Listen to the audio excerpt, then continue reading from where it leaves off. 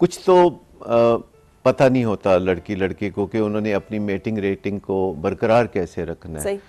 मसलन लड़के की जो मेटिंग रेटिंग है वो आमतौर पर हमारे मुआशरे में देखी जाती है कि उसका मकाम क्या है, उसकी आमदनी क्या है, उसका फ्यूचर क्या है। अगर फ्यूचर अच्छा नज़र आए तो हम कहते हैं कि यहाँ शादी कर दी जाए। और लड़की के बारे में होता है कि अभी वो कितनी खूबसूरत है अभी आज के ज़माने में, और उसकी शक्ल सूरत कैसी है। अब आप बताइए कि अगर इन दोनों चीज़ों को आप पिलर कहें किसी शादी का, जो कि होना नहीं चाहिए, इन दोनों चीज़ों को अगर आप पिलर कहें शादी का, तो वक्त गुजरने के साथ साथ फितरी तौर पर जो खातून हैं उनकी मेटिंग रेटिंग गिर सकती है,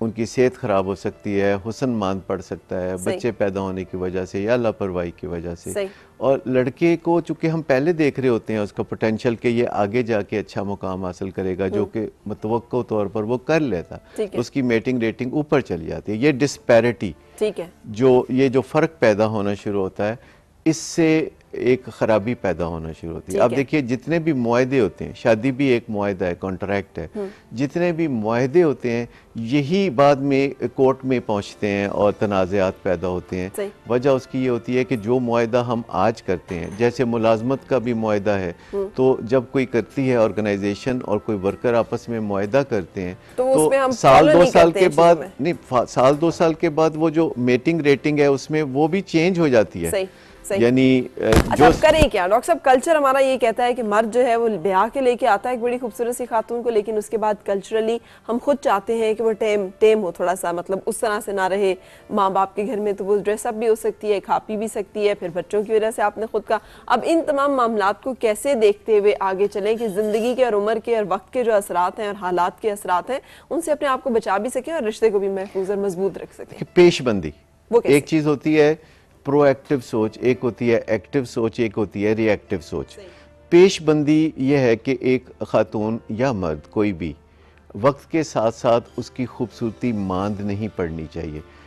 अगर आप देखें आपको बहुत सारे लोग ऐसे नज़र आएंगे जो 25 साल की उम्र में जितने खूबसूरत नज़र आते हैं तो 35 में और ज़्यादा खूबसूरत, और 45 में और 55 में उनकी खूबसूरती बढ़ती चली जाती है, क्योंकि एज से खूबसूरती में कोई फ़र्क नहीं पड़ता। ये एक मिथ है। बहुत से मामलात आप अपनी ज़िंदगी में, आप अपनी गुफ्तगू में, आप अपने इंटरेक्शन में, फेशियल एक्सप्रेशन में, बॉडी लैंग्वेज में और अपनी कम्युनिकेशन स्किल्स में जब इजाफा करते हैं तो हुस्न मान नहीं पड़ता। प्लस आप अगर अपनी हिफाजत भी करते हैं और लापरवाही नहीं करते, ख़ास तौर पर ख़वातीन को चाहिए,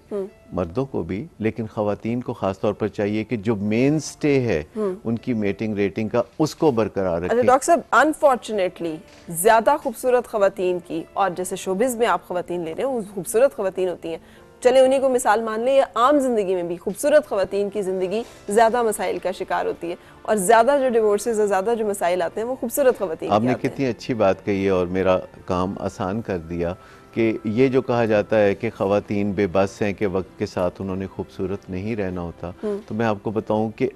असल चीज़ जो इंसान को उसका मकाम दिलाती है या मकाम ऊँचा बढ़ाती है वो सिर्फ खूबसूरती नहीं है। खूबसूरती ना भी हो तो गुजारा चल सकता है, लेकिन अगर बातचीत, इखलाक, फेशियल एक्सप्रेशन, बॉडी लैंग्वेज या पोलाइटनेस ना हो या अंडरस्टैंडिंग वाली बात ना हो तो इससे जो है मसाइल पैदा होते हैं। और ख़ूबसूरती जो है वो वक्त के साथ साथ अगर थोड़ी सी कम भी होती है तो एक और फैक्टर है जो कि बढ़ रहा होता है और बहुत पॉजिटिव है, और वो है फेमिलियरिटी।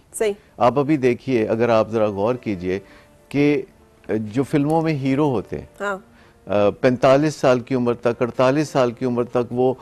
हीरो ही रहते हैं और कॉलेज स्टूडेंट बने रहते हैं। अगर आप शाहरुख को देखें या सलमान खान को देखें तो अगर आज ये फिल्म इंडस्ट्री में कदम रखना चाहते तो इनको किसी ने स्टूडियो में कदम भी नहीं रखने देता कि इस उम्र में तुम क्या करने आए हो। तो आप देख लीजिए कि फेमिलियरिटी, तो ये फेमिलियरिटी भी एक हुस्न होती है और बहुत सारी चीज़ों पे पर्दा डालती है। लिहाजा मियाँ बीवी की ज़िंदगी में भी या ख़ास तौर पर औरत की ज़िंदगी में एज से फ़र्क नहीं पड़ता। जो फेमिलियरिटी है, अगर रिश्ता अच्छा रहे, ताज़ा रहे, अगर रिश्ता इंटरेस्टिंग रहे, उसमें सेंस ऑफ ह्यूमर हो दोनों में, तो उससे रिश्ता जो है तरोताज़ा